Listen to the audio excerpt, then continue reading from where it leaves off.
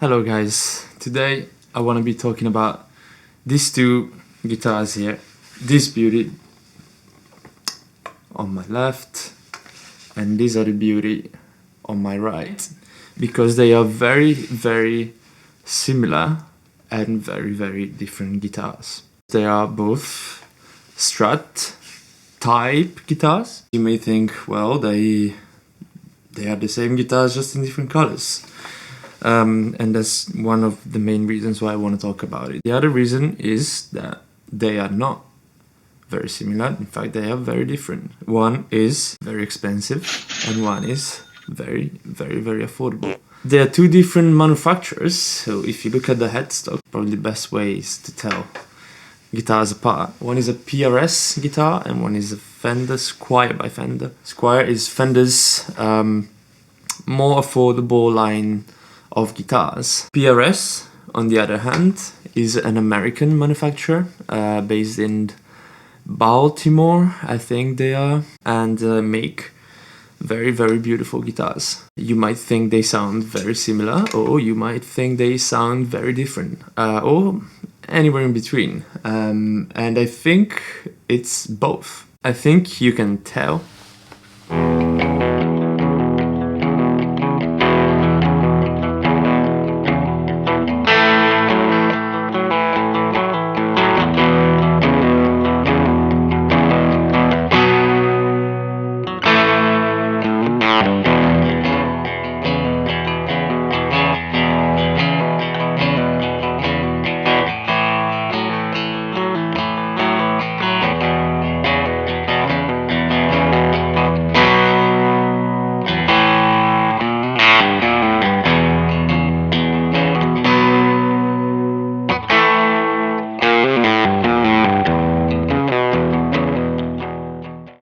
This guitar I bought just because I wanted to have some fun with it. I wanted something that I could smash to bits.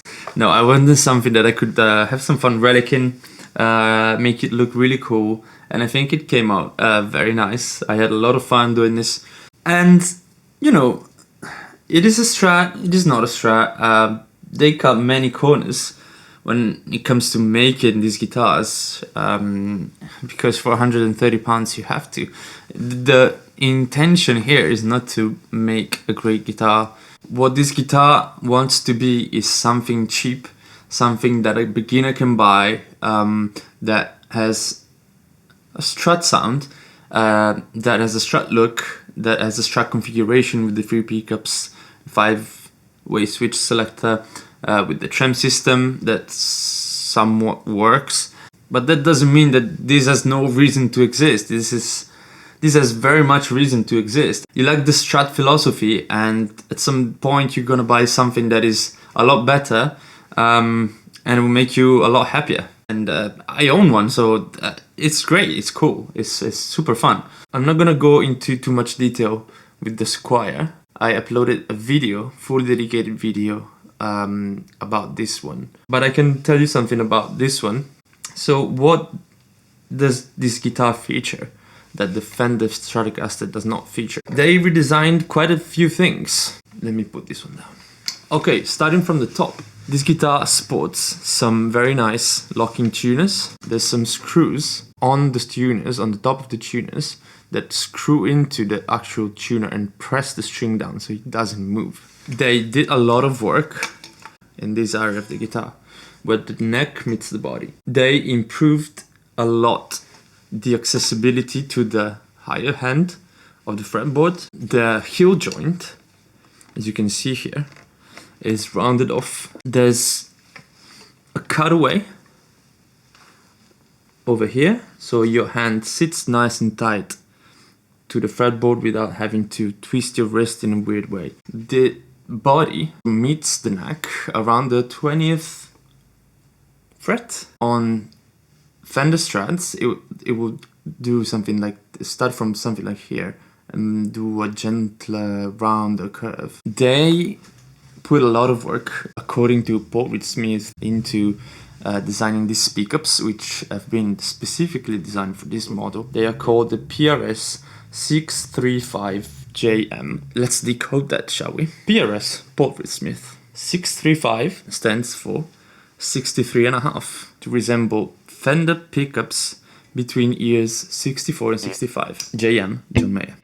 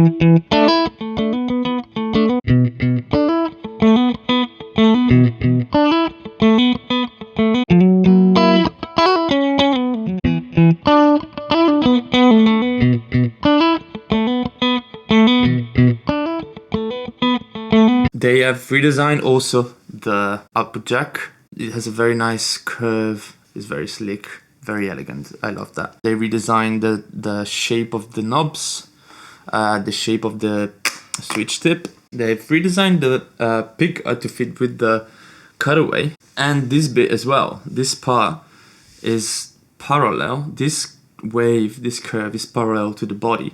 Whether on Fender Stratocasters, it has a different shape. Something very nice they've done is, I would say they redesigned the whole thing. The trem bar just comes off very easily and slides in and stays in place. There's no screwing going on.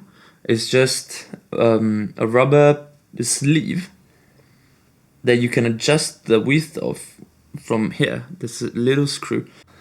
And that is very, very, very clever. On the back, we can see there is no cover for the tremolo. They thought, well, it's not very convenient that we have to unscrew and rescrew 6 screws every time we need to change the strings. So yeah, from afar, you can't tell there's much difference between this and the Fender.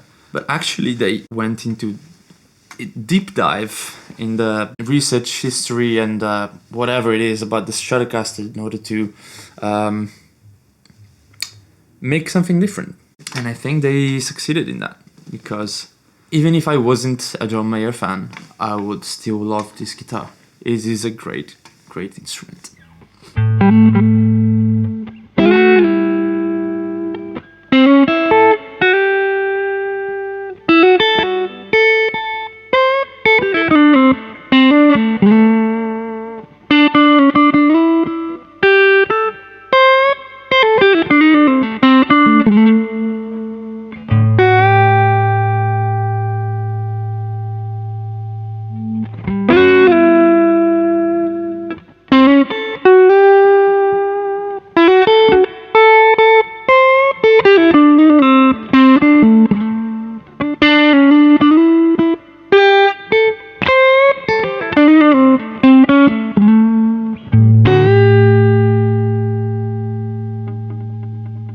But at the same time, they wanted to stay faithful to things that are very essential and that make a Strat a Strat. The shape of the neck, a very chunky, very vintage feeling neck. The curve of the fretboard, which is a 7.25 inch radius, very vintage. As I said before, the pickups, they sound absolutely stunning.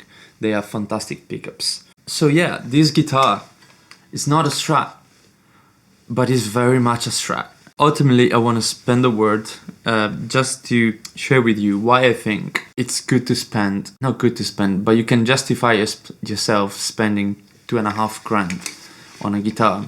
This guitar has the ability to give me so much joy, because when you play it, it makes it so easy to express yourself. And that is invaluable, I think, in my opinion.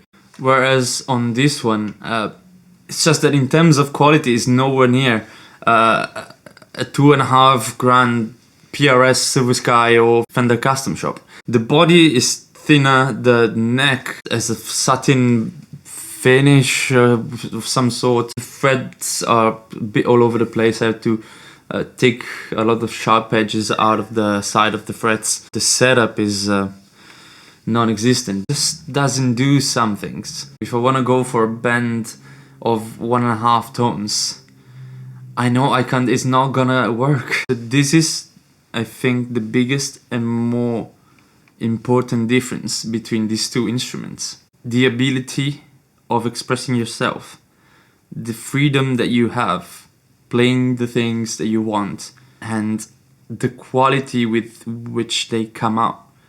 That's, I think, is the ultimate difference. Right, so I think that's it for today. Please let me know your thoughts in the comments. I would really love to read your opinions. I always do. I always enjoy reading everybody's comments and ideas on the matter. So please leave your thoughts down there. And on your way, if you don't mind smashing that like button and the subscribe button, that would massively help me. This has been really fun. Thank you so much again, and I'll see you guys in the next one. Ciao, ciao.